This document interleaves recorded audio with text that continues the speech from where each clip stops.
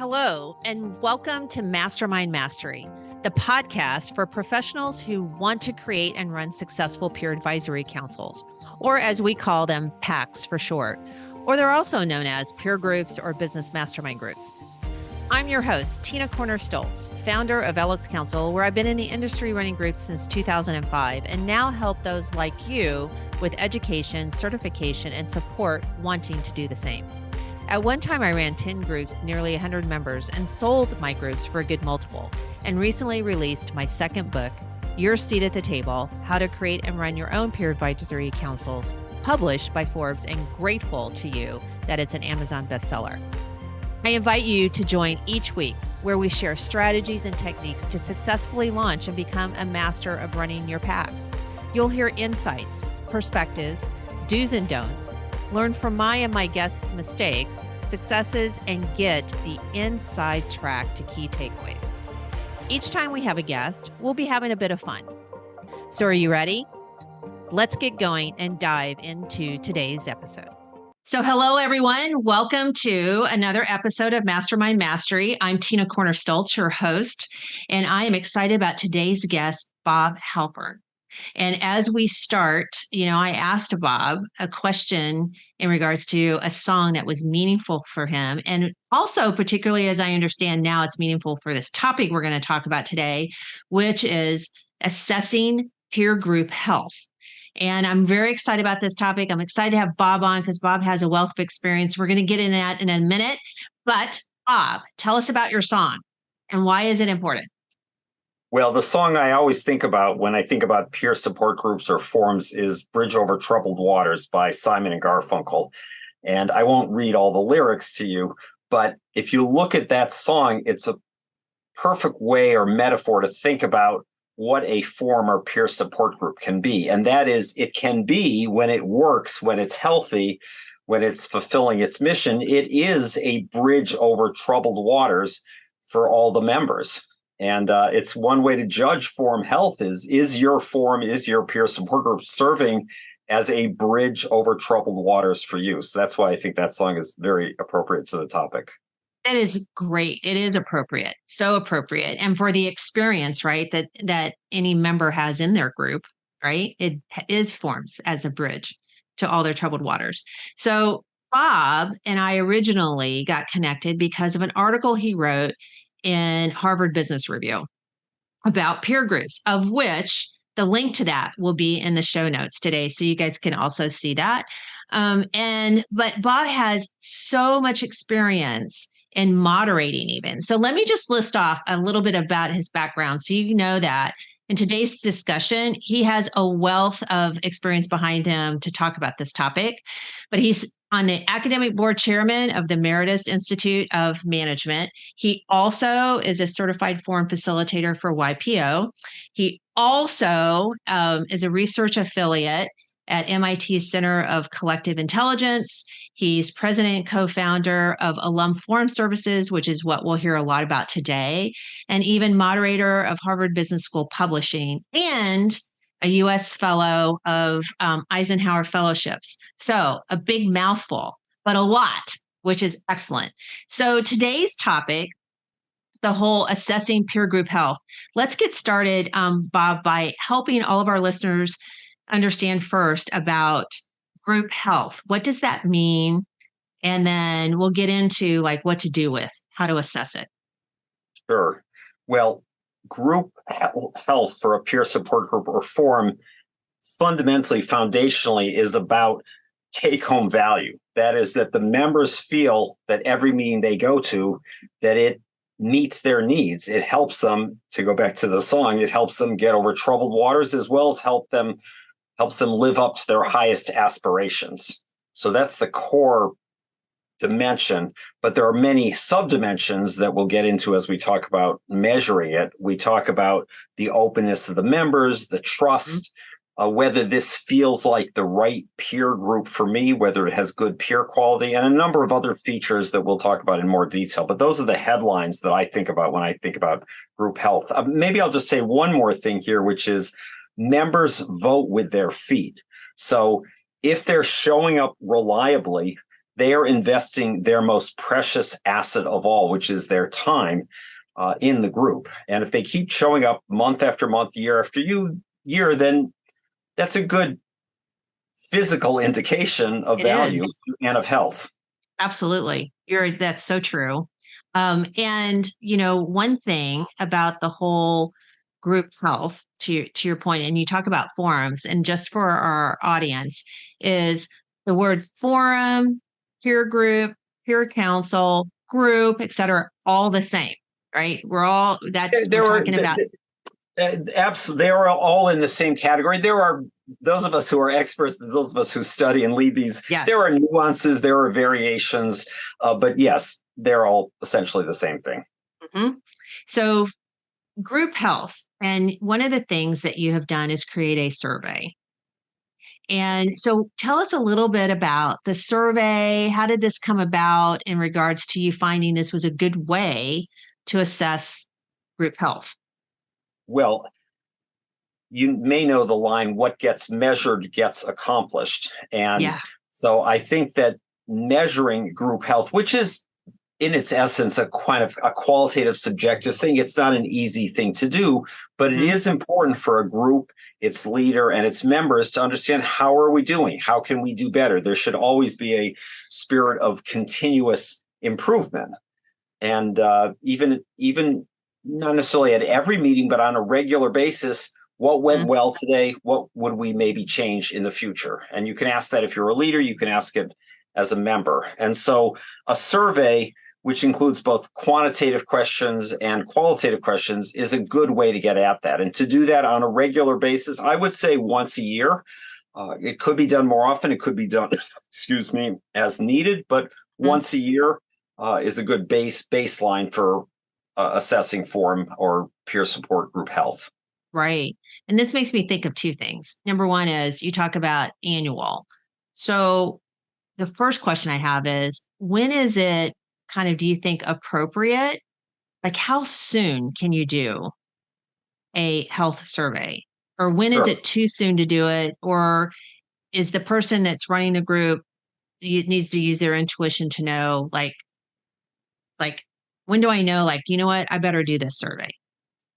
Well, I would say all of the above to your question. It's possible to do it at any time.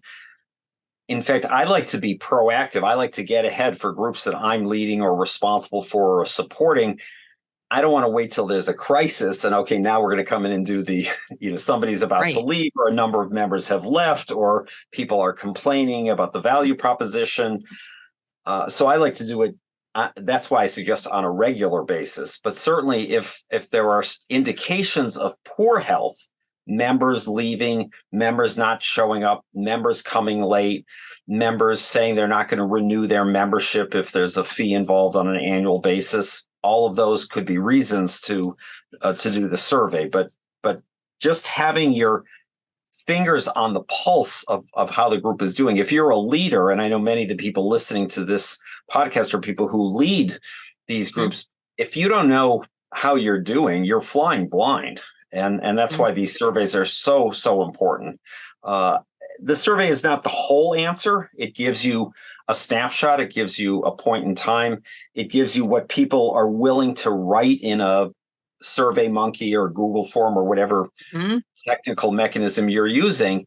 It doesn't give you all the nuance. And so often I suggest to people who are leading groups that in addition to the survey, to talk to the members. That's when you hear about, as I say, the nuances, the things that are really either great or problematic, or, gee, this other member is decreasing the value for me because of the way because of the way they participate. They may not want to put that on a written survey, but they might say it to you in person or on a Zoom call.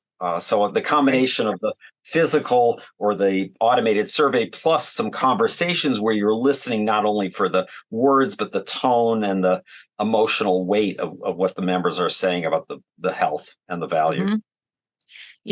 This brings up a point, because I can imagine some people might be thinking, well, I'll just ask them. I'll just ask either one-on-one, or I'll just kind of ask in the meeting, generally speaking, or something. But I think there's a big difference between when there's something more formal right? Like a survey versus the casualness that can come across if I'm just kind of asking, right? How are things going? So what are your thoughts about that? Like the benefit of actually having this formal in way survey. Well, the formal survey, several things. First of all, the expectation will be that everybody will participate. It's essentially required. You might have to send one or two reminders. That's not because they're not interested, but because people are busy, and that's okay. But asking just shows you value their input if you're leading one of these groups.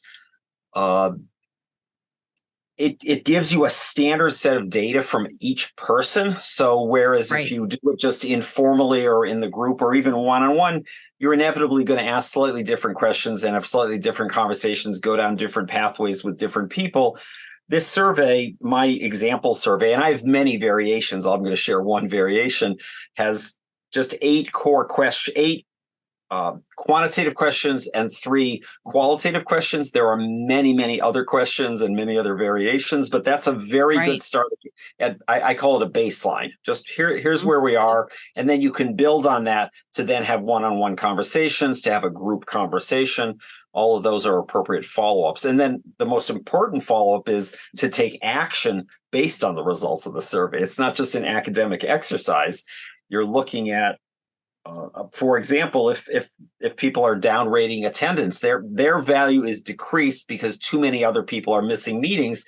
There are some actions that can be taken about that on Right. that line, and we can talk about each of these areas separately. But that's the point: is to take action and to again be in that spirit of continual improvement. Hmm. And really, those questions, when we talk about peer group health, I really want to distinguish is it's really about the group, right? The whole concept of what you're gauging is that particular member's experience with the group, their group experience, right? Versus what I'm getting at is that there's also right about the leader and how they're doing, right? And running the meeting, which Oh, is well, of course, but that's one of my questions, yes, actually. One of my 8 questions is about leadership. On the bottom end of the spectrum, I find the moderator, leader, facilitator, whatever term the particular group uses, to be not effective in leading the forum. That's the bottom. The top, I find the moderator to be effective, and then can be on a 5, 7, or 10 point scale. But are you at a 1, like this person really is not doing a good job, or 10? They really are nailing it. So yes, that is a key question that contributes to overall forum health. Absolutely. yes. So let's talk a little bit about how to execute on it. So, what are your thoughts about what you've seen works really well on how to give the survey, Mhm. and then we'll talk about what do you do with the results and how to compile that and do something with them. But what have you found on the right way or the best practice, et cetera, to execute, or Sure. some do's and So, don'ts around doing that? absolutely. There's how to do it, when to do it. First of all, I think it's important to get the agreement of the group.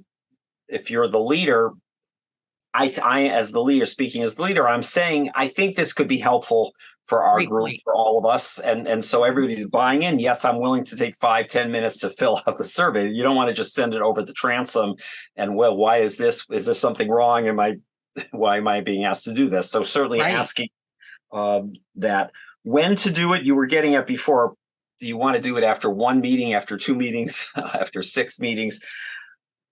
I typically would not do a standard general forum health survey until the group had been meeting for at least 6 months. I think you need to establish a certain rhythm, norms, protocols, process. This is what the agenda looks like. This is how we're participating. So I think typically I'd wait 6 months. There Right. could be a different kind of survey that we're not talking about here today. At the end of every meeting, you could do a pulse check. You could do a quick, thumbs up, thumbs down, or give it, 1, 2, or 3, just and there's a classic facilitator tool or agenda item, plus delta. What went well today? What could have been better? That's just a quick on that meeting. I don't think you need to do that at every meeting either. I like to say, people don't come to their peer support group to talk about process, structure, norms, No. forum health. They come for the substantive value. So you don't want to overwhelm people with this, but in 6 months and certainly after a year, it's a reasonable checkpoint, and it's a good checkpoint. And if you're not doing it, and again, I would say you're flying blind. Right. Because you cannot assume you know what's going on in everybody's head. That's right. That's and right. and what they believe the experience is that they're getting from it. And there's another key, excuse me, if I could just say, Tina, there's another critical point to a standard survey. Usually these are done anonymously. That is, the members of the group are not identified as to who's responding. It could be done with names. If you have a group that is being professionally led, and the person who's leading the group says, I will keep confidential at the individual responses. And then you could ask for people's names. And that, of course, could be helpful, because knowing how different people feel and the interaction of different people's, that could be helpful. What I usually say when I do a survey for a group where I am collecting the names, or when I'm doing, say, one-on-one, sometimes I'll do one-on-one interviews as opposed to this formal survey, I will tell the people I speak to in the group, this is confidential. What you share with me is just going to me. I will take the collective aggregated results and give feedback to the group on how it could be improved, or how the leadership could be changed, et cetera. But I won't be sharing your individual feedback without your permission. If you were, I might say, wow, that's something I'd really like to be able to share, but only with permission. Have you ever had anyone take time in the actual meeting for the group to do the surveys? You don't necessarily review it then, but take time during the meeting versus... Actually, we're so accustomed nowadays to doing electronic surveys, which, of course, you could do that in the meeting as well, because people on their phone could do the survey, right? The advantage of that is clearly you have a captive audience. Everybody's sitting there. I'm ending our regular agenda 10 minutes early so we can take a few minutes so everybody can just do the survey right now. Of course, you could do it on paper as well in the meeting. And that could be a very efficient way. If you have 8, 10, 12 people, it's not so many people that you can't just tally it, in the old fashioned way. Yeah, exactly. That would be fine. So doing it in the meeting is actually a good idea as a way. That way it's done. Nobody has to take additional time, and you have it right away. You could even, again, usually I like to have time to process and look at the results before just launching into a conversation. But it could be, you could take a 10-minute break. The moderator could then play back, here's what I've heard, and let's now have an open conversation about how we're doing. One of the things you'll see in the Harvard Business Review article that I published is there's a chart in there which is another variation of a forum health survey. It's just a little table that says, how effective is your forum? So you could you could either have the actual survey, or you could just use that table, which I've suggested to a number of people. Just use that table, ask everybody to look at those things: purpose and content, membership, group norms, management, technology. How are we doing on all those dimensions? And you can have a great conversation. And maybe you don't need to do a formal survey. Again, you have to look at the nuances of the particular group and how they're doing. Yeah, if I can share just one more thing, Tina, on this. I've, over the years, in 15 or more years of running these forums, I've come up with my own informal 5-point rating system for these forums and peer support groups. Okay. 1, 2, 3, 4, 5. Let me just tell you that this is, and anybody, the leader or any member, could just do this is a gut check. It's not a right. 5 is high, 1 is low. 5 is transformational. This is like incredibly powerful for me. This is how I'm rating, or I could rate the whole group this way. 4 is strong, or even very strong. 3 is good. 2 is having issues that really need to be addressed, so it's fair. And 1 is poor. This thing's about to either blow up or fall apart, dissolve. And I have my own for the many forums I've supported. I have my own informal 1, 2, 3, 4, 5, and I give groups 2.5 or 3.5. Yes, but that's a very quick. That's not a fancy. It's just based on a lot of. For those of your listeners who've been running groups for years, I'm sure they have their own similar system of saying this group is is a 4.5, and this one is a 2.5, and I really need to work on it, or we need to work on it. Mm-hmm. That's just that's the quick and dirty version of the survey. No, and I love the 5 different words that you use, because it helps people.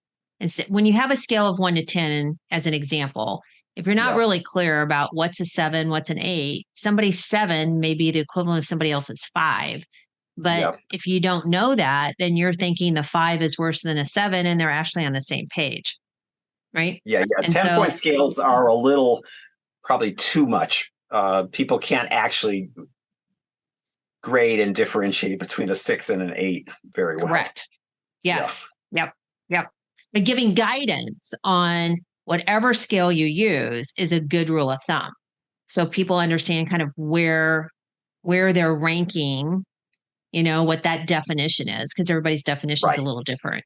Which absolutely brings me probably to like the last piece of this conversation is, now you have the results. And so what have you seen is the best thing to do with that? And specifically when you have like some challenging news, because I know for sometimes, those of us running groups, doing this kind of a survey can give the leader a bit of anxiety, because it's like, you know what, I'm going to maybe find out something I don't want to know. And I'd rather be, unconsciously unaware. Yeah. Ignorant. Right. But there's tons of value of why you don't want to go that route. So here come the results in. So now what, Bob? Yeah. So as I said, if you're not taking action on it, you might as well not have bothered to do it in the first place. Mm-hmm. And it'll make everybody upset, because they're like, why did I do this? Why did I take time to do this? Well, yeah, if you do it and then people don't see any action. So the first thing, of course, is to report back to the group the summary of how we're doing, right? The quantitative assessment of these 8 questions, or whichever questions you choose to use, to report back to the group, to then have a conversation about those areas that are particularly strong. Like, wow, we've had really good attendance in our group. This has been terrific. It seems like that's a key indicator of forum health and value. On the other hand, people are complaining. I'm just using this as an example. One of the typical things of these peer support group meetings are some kind of monthly update where every member is going to have a chance to go around. And if you just look at the language I use here, on the low end, updates are rambling, unfocused, or superficial. That's on the bottom. At the high end, updates are timed, deep, and generate a rich parking lot for discussion. So let's have a conversation about how we're managing it. Maybe I need some feedback from the group. Maybe we need to manage this a little more tightly. Maybe we each need to pay attention and focus on respecting the timekeeping that we're doing. So we're having a conversation about this. The another thing that may come up as an action item is, most of these groups have some set of norms or constitution, principles. There are different words that different groups use. Guidelines. All of these things. Sometimes the survey suggests that we need to revisit those norms or guidelines and reinforce what we said at the beginning we were going to do, how we are going to operate. So a norms review. Another thing that is sometimes necessary is that there needs to be a clearing of the air between the leader and one or more members, or between individual members, member A and member B, for example. And there is a whole process. This would be a whole separate podcast to talk about the clearing the air process. But there is a very well-developed set of processes and guidelines for how to do that. And the moderator facilitator can play a key role in member A and member B clearing the air.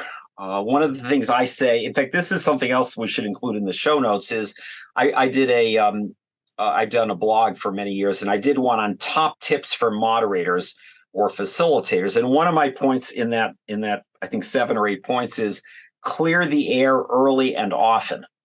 So if something is coming up, don't let it fester. Don't let it. Got to deal with it.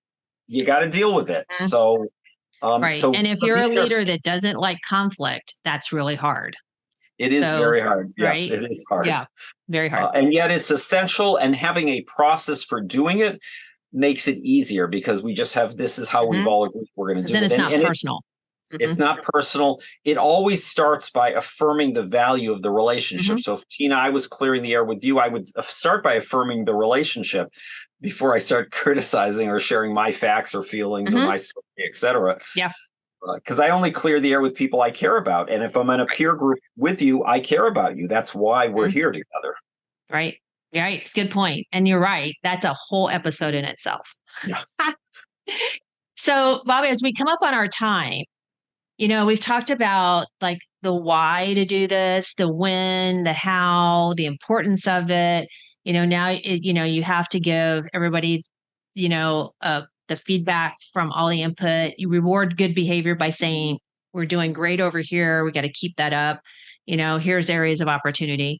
So, of all of this that we talked about today, and just in your whole experience of moderating and the peer group concept, what would be the one takeaway you would love the listeners to be sure they grasp? If you were to share, what would be the one takeaway you want them to come away with? I'll leave you with one takeaway, and that is that everyone in the group, the leader and the individual members, everyone is responsible for the health and success of the group. It's never sits only with the leader or with one or more members. It's everybody contributing. We all lean in to make this valuable for all of us so that we have individual value and group value. And so if I can just summarize in 3 words, everyone is responsible for forum health. I love that because that is so true. It's not just the leader, it's everyone in the group, right? Because the group is only as good as everybody together, right? The story about the chain and the weakest link, right? So we need to be a strong link. We need to be to go back, back to the song we started with, building that bridge over the troubled waters. We all have troubled waters. We all have difficulties and challenges, regrets and dilemmas. Building that strong bridge, the peer support group as a strong bridge. Each of us are key elements of that bridge. Yes. Excellent. So, Bob, thank you so much for being a guest today, sharing, first of all, your health survey, which will be in the show notes for a link, the article, which is a great read. I encourage everybody also to read the article. And if you are doing groups and you haven't done a survey, do one soon, right? Get on it, do it, just do it, and you'll be so grateful because it will just increase retention and the member experience, but also give you some peace of mind at the same time. And so with that, a great takeaway. And again, thanks for Bob for being our guest today on the whole importance behind doing a group health survey. And until next time, everyone, make it happen. Hey, moderators of groups. Thank you so much for listening to today's podcast. To get access to today's show notes and exclusive content and resources, visit tinacornerstoltz.com/podcasts or lxcouncil.com, where you can also become part of an exclusive online community, attend our academy, or get free resources, templates, checklists, and more. And you can even contact me there as well. So if this episode resonated with you and you know someone who can also benefit from listening, please share with them by taking a screenshot and even posting on your social media. I also love reviews and appreciate hearing from each of you, those actually doing this wonderful work. Please tune in next week for another episode of Mastermind Mastery. And I'll close by sharing something my mentor did after every learning moment. He shared a shiny pebble from his pocket with anyone he passed knowledge to and asked them to forward that pebble knowledge on. So now, I encourage you to go pass on a pebble, the takeaways you learned today, to either your existing groups or fellow peers. Now, go make it a great one.